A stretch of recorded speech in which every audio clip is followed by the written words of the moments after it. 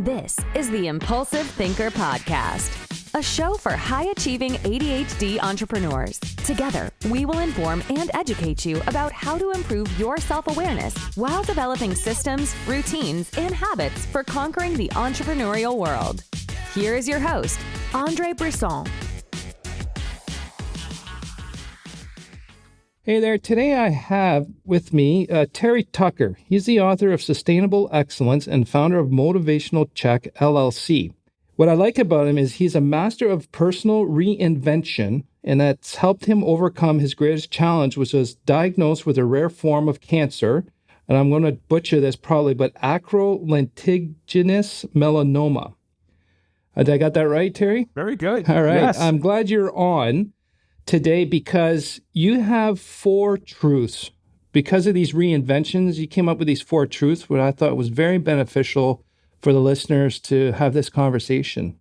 Well, Andre, thanks for having me on. I appreciate it. I'm looking forward to talking with you today. Yeah, I'll give you the 4 truths. I have them on a Post-it note here in my office, so I see them multiple times during the day, and they constantly get reinforced, in my mind.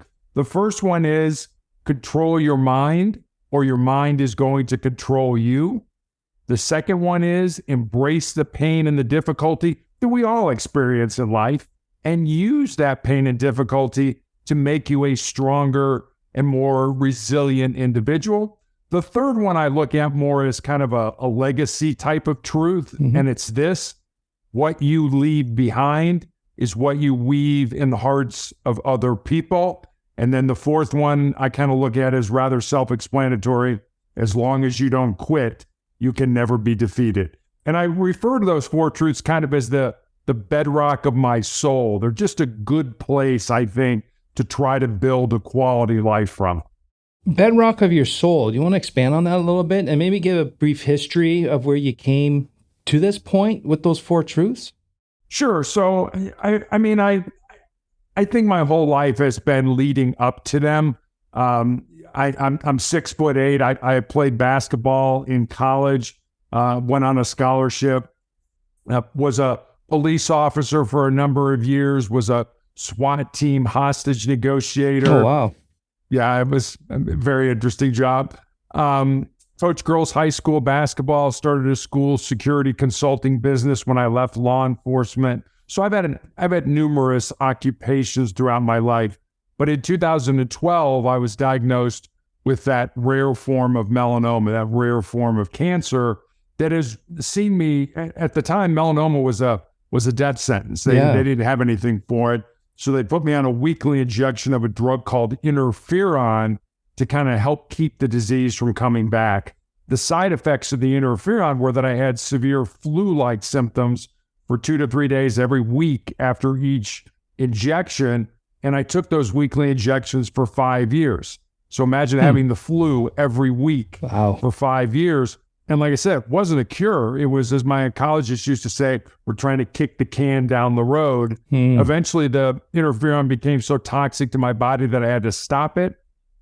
Cancer came back in the exact same spot on my foot. Had my foot amputated in 2018. Had my leg amputated in 2020, right in the middle of the COVID pandemic. And I also found out I had tumors in my lungs, which I am still being treated for. So my journey just continues to, it's kind of like a snowball. It starts out small and then it just rolls down. All or nothing. Yeah, absolutely. So that's really led me to where I am today.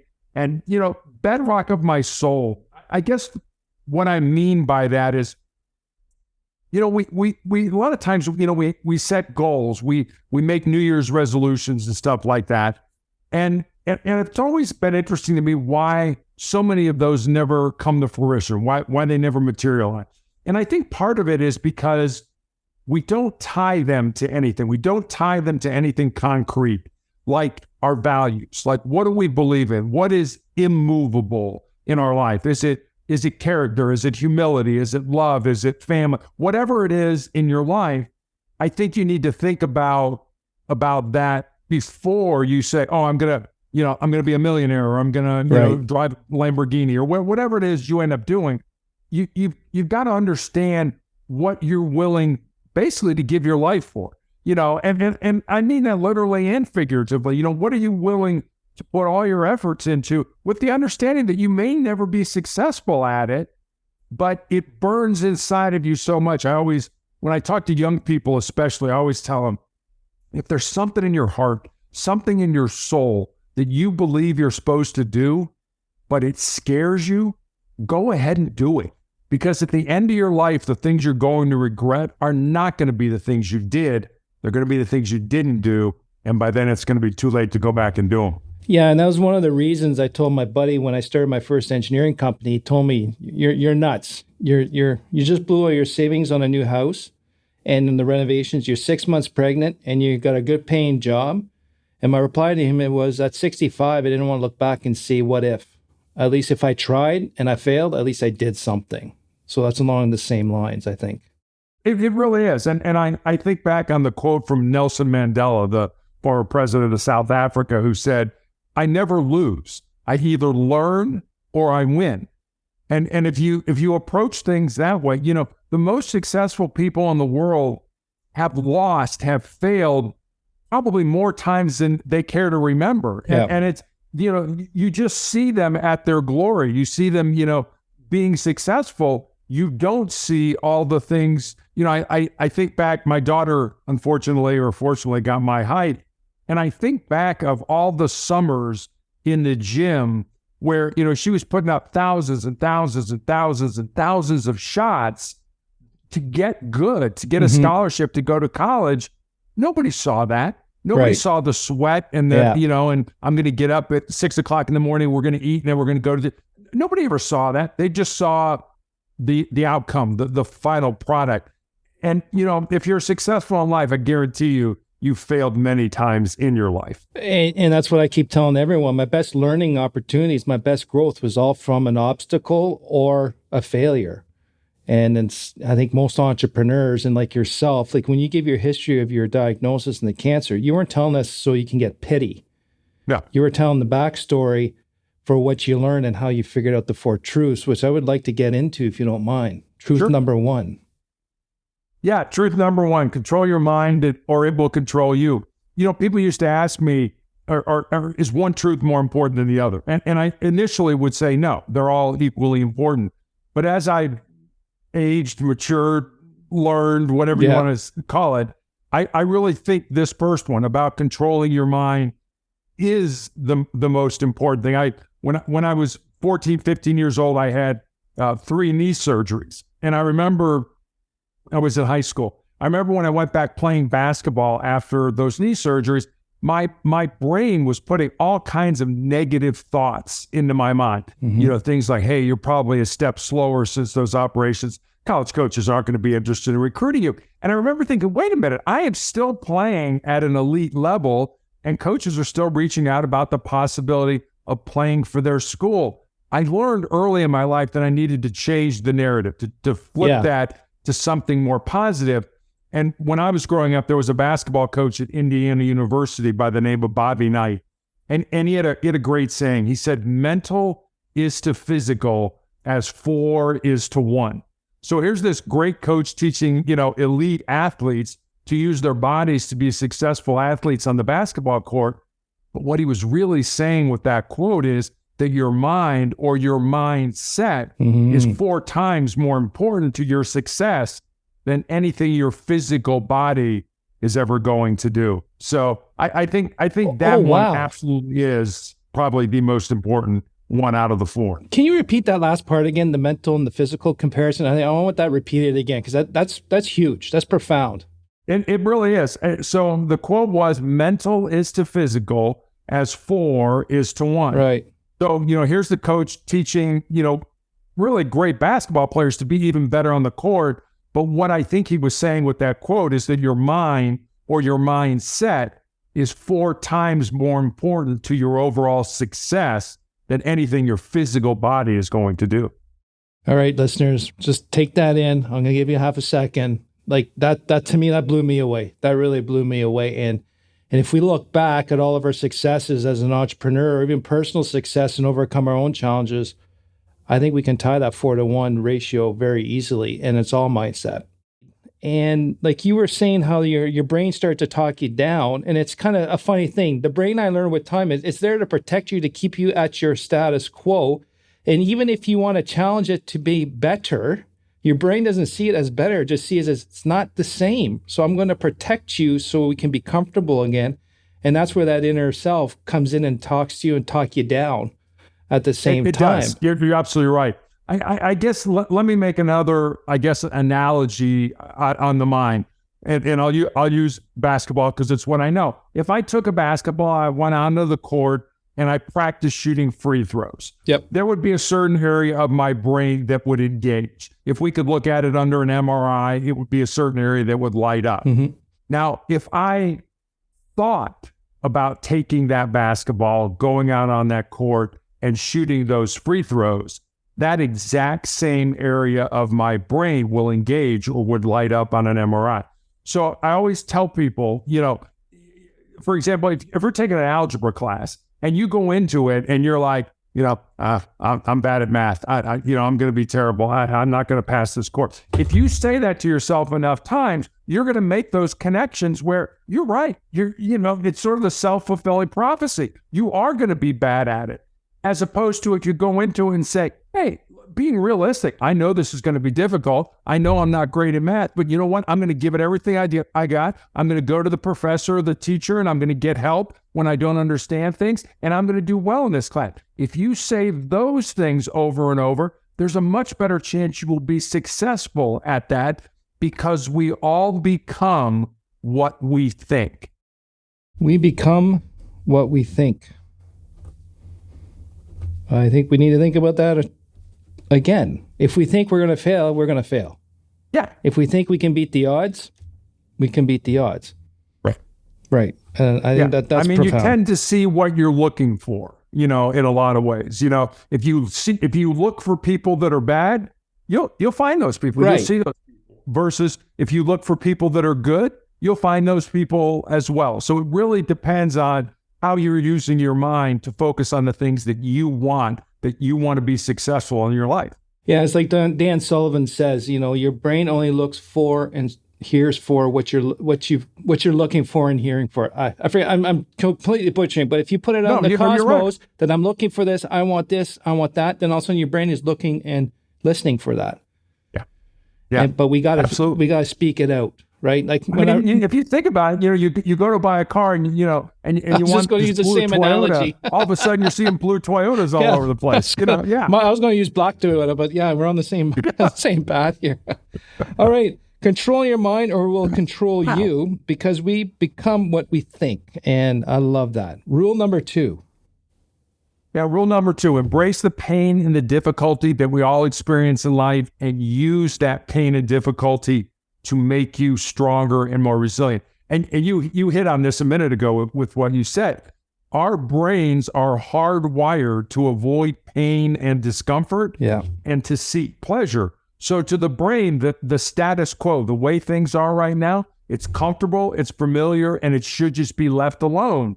The problem with that is the only way we're going to grow, the only way we're going to get better, the only way we're going to improve is if we step outside our comfort zones and we do the things that make us uncomfortable. When I was coaching girls' high school basketball, when we lived in Texas, I used to constantly, my players would probably tell you this even today, I used to constantly remind my players that they needed to become comfortable with being uncomfortable.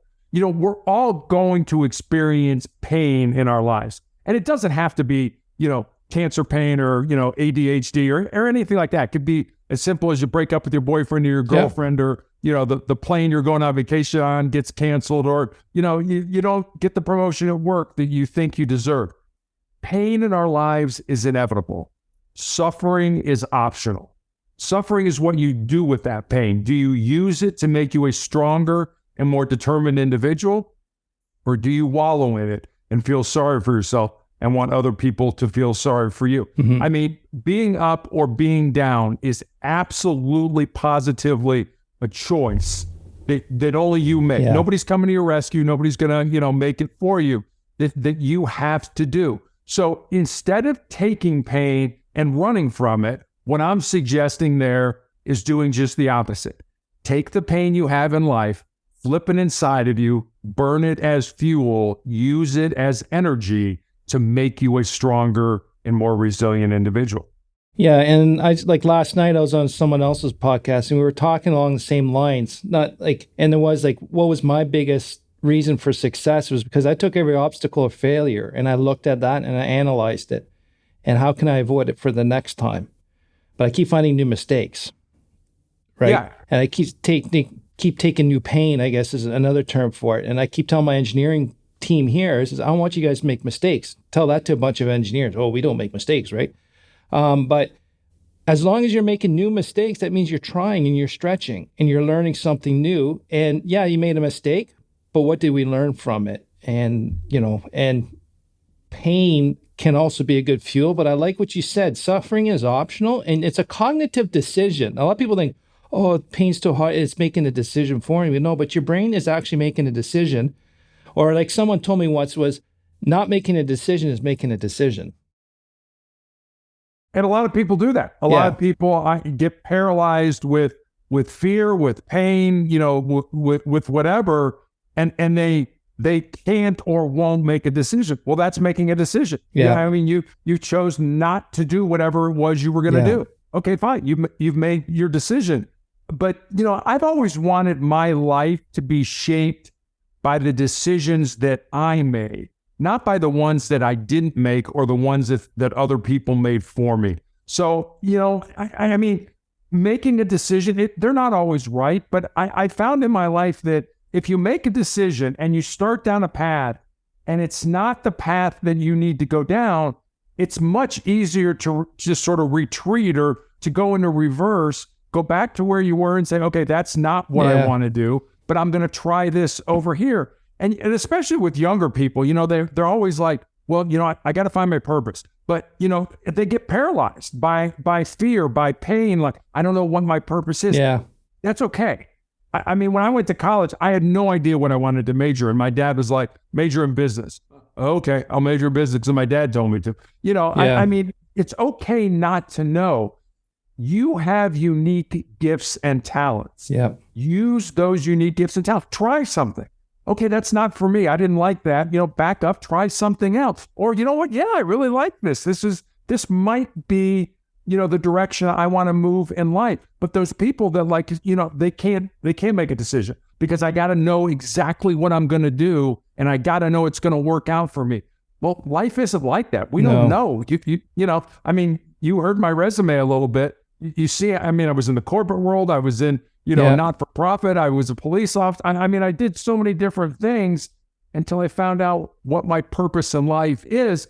And let me say this one last thing.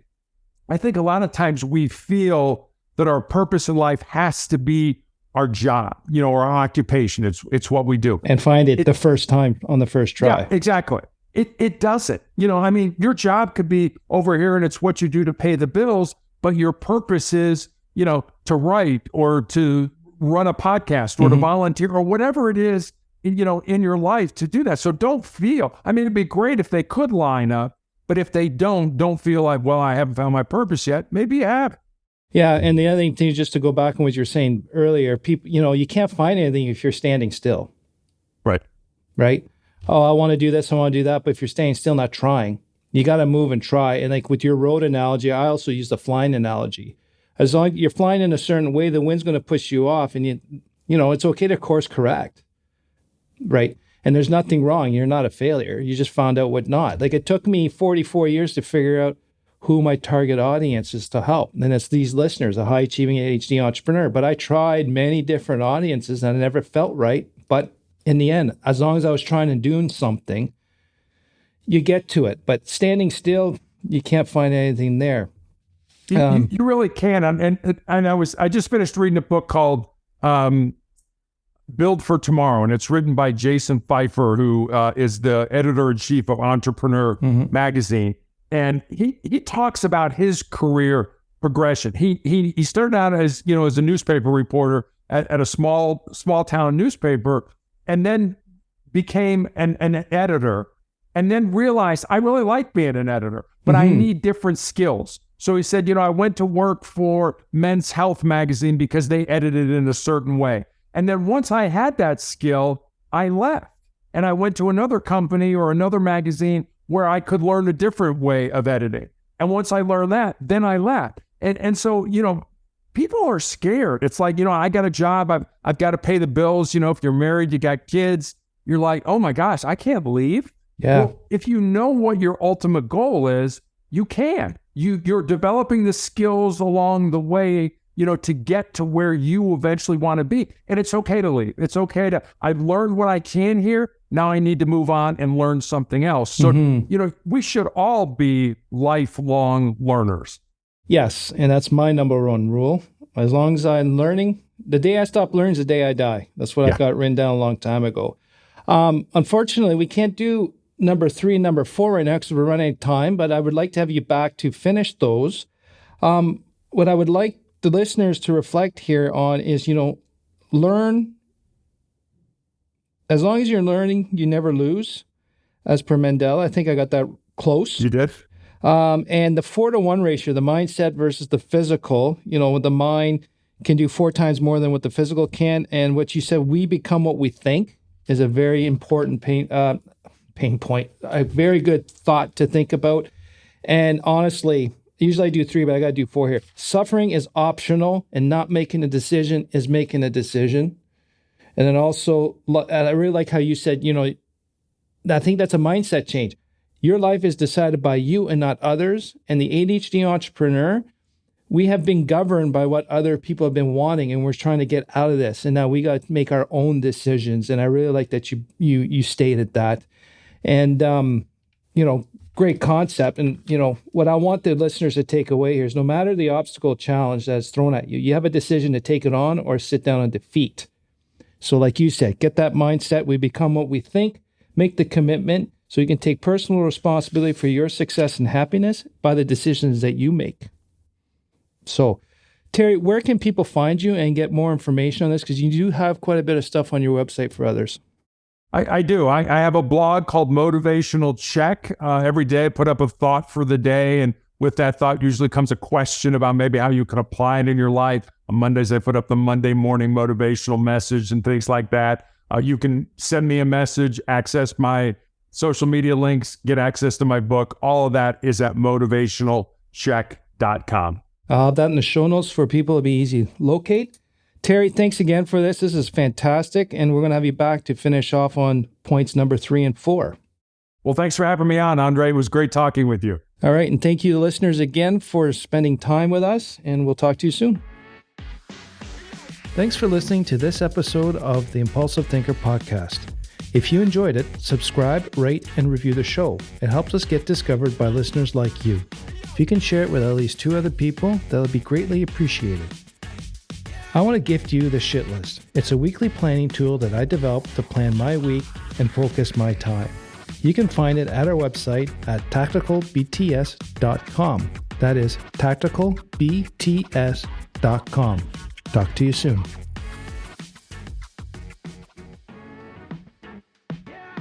Thank you for listening to the Impulsive Thinker podcast. If you have a question, comment, or suggestion for the show, please visit theimpulsivethinker.com. The Impulsive Thinker podcast is produced by Tactical Breakthroughs and hosted by Andre Brisson. Remember, ADHD is only a part of you, not all of you.